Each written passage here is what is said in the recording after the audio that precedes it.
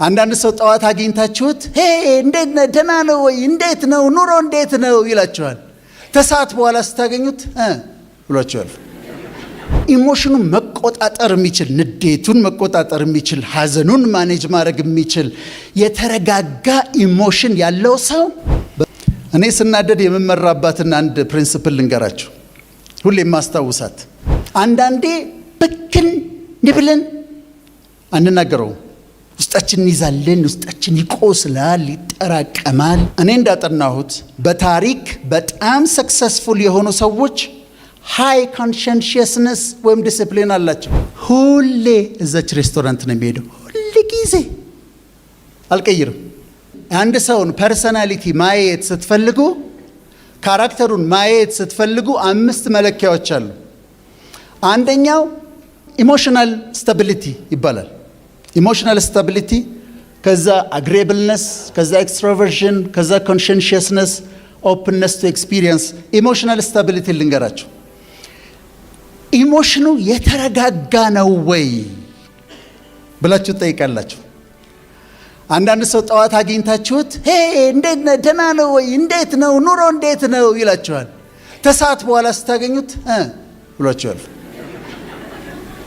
ተናዷል። አሁን ደስተኛ ነው፣ አሁን ተናዷል። አሁን ዲፕሬስ ነው፣ አሁን ኢሌትድ ነው። ኢሞሽናል ስታቢሊቲ ተመልከቱ። ኖርማል ሬንጅ አለ ሙዳችን ስዊንግ የሚያደርግበት። ደስተኛ ሆናለሁ፣ አዝናለሁ፣ ደስተኛ ሆናለሁ፣ አዝናለሁ። እንደዚህ ስዊንግ ያደርጋል። ስዊንግ የሚያደርግበት ሬንጅ በጣም ከሰፋ ባይፖላር ዲስኦርደር የሚባለው እሱ ነው። 2 ፖሎች አሉ ማለት ነው። ከላይ ፖል አለ፣ ከታች ፖል አለ።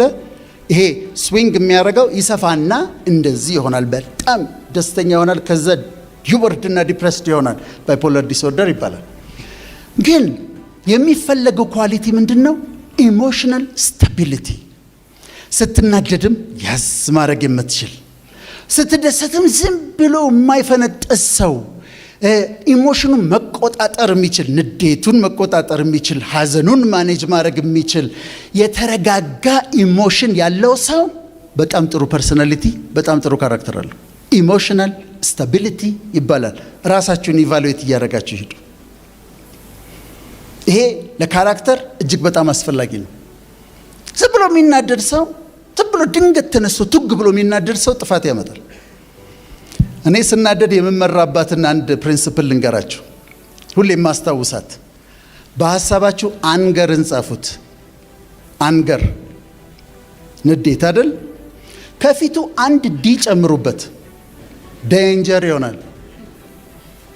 ስለዚህ በአንገርና በዴንጀር መካከል ያለው ልዩነት አንድ ፊደል ነው። አንገር ሲመጣብኝ ዴንጀር ውስጥ ልገባ እንደምችል አውቃለሁ።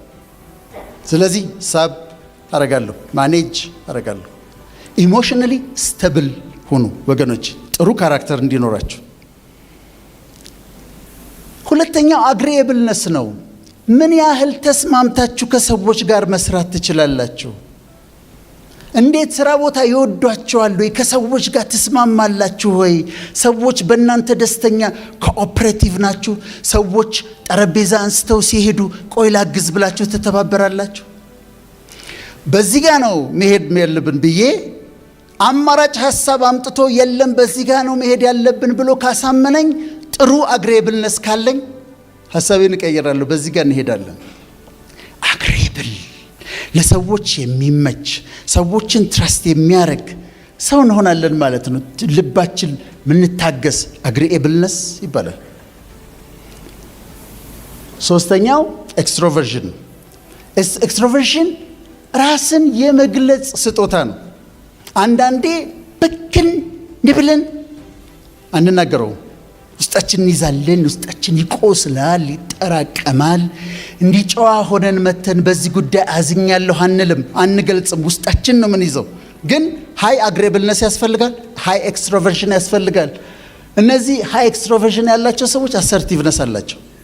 አሰርቲቭነስ ስለሚጠቅም ልንገራቸው። አሰርቲቭነስ ማለት ለምሳሌ ከኋላችሁ የተቀመጠ ሰው እግሩን እያወዛወዘ ወንበራችሁን ይመተዋል፣ ዝም ብሎ ይመተዋል። እየተናደዳችሁ ዝም ብላችሁ ትወጣላችሁ ወይስ ወደ ኋላ ዞር እግርህ እየረበሸኝ ነው ትሉታላችሁ?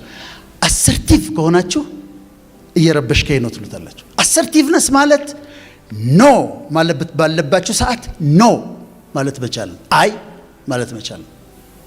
ሎ ኤክስትሮቨርሽን ካላችሁ ቢሰድቧችሁ ምናምን የማይሆን ቀልድ ቀልዱባቸዋል፣ ትችላላችሁ፣ ታዝናላችሁ፣ ታስቀምጣላችሁ፣ ውስጣችሁ ይቆስላል። ይሄ ሎ ሲሆን ነው። ሃይ ሲሆን ግን አሰርቲቭ ናችሁ፣ አክቲቭ ናችሁ፣ ሪሌሽንሺፖች ይኖራችኋል፣ ሶሻል ናችሁ።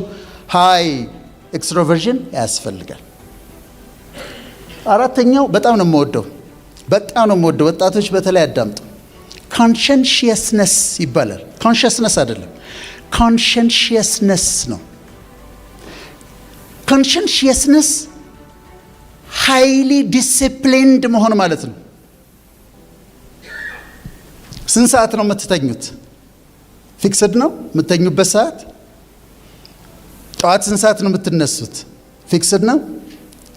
እኔ እንዳጠናሁት በታሪክ በጣም ሰክሰስፉል የሆኑ ሰዎች ሃይ ኮንሸንሺየስነስ ወይም ዲሲፕሊን አላቸው። 4 ሰዓት ከሆነ የሚተኙት 4 ሰዓት ይተኛሉ። ፔሪድ። ጥሩ ሙቪ ያገኘሁ ብለው አያመሹም እስከ 7 ሰዓት። 4 ሰዓት ላይ አልጋቸው ላይ ናቸው። ጠዋት 11 ሰዓት ከሆነ የሚነሱት 11 ሰዓት ላይ ተነስተዋል። ቁርሳቸውን የሚበሉበት ሰዓት ፊክስድ ነው። የሚያነቡበት ሰዓት ፊክስድ ነው። በቀን ምን ያህል እንደሚያነቡ ያውቃሉ። ስንት ሰዓት እንደሚሰሩ ያውቃሉ። ሃይሊ ዲሲፕሊንድ ሃይ ኮንሸንሺየስነስ ያላቸው ሰዎች ናቸው በጣም ሰክሰስፉል የሆኑ፣ እኔም እንዳጠናሁት።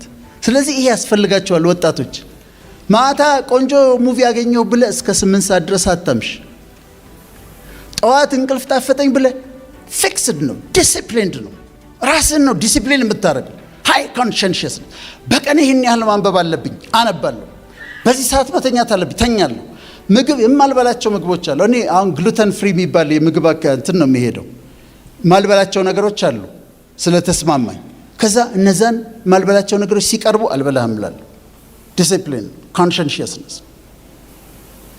ስለዚህ ሃይ ኮንሸንሺየስነስ ያስፈልጋል። አምስተኛው ኦፕንነስ ቱ ኤክስፒሪየንስ ነው የመጨረሻው።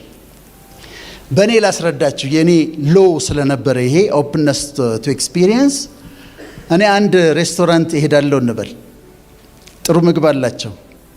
ሁሌ እዛች ሬስቶራንት ነው የሚሄደው። ሁሌ ጊዜ አልቀይርም። እዛች ሬስቶራንት መሄድ ብቻ አይደለም፣ ወንበሯን አልቀይርም።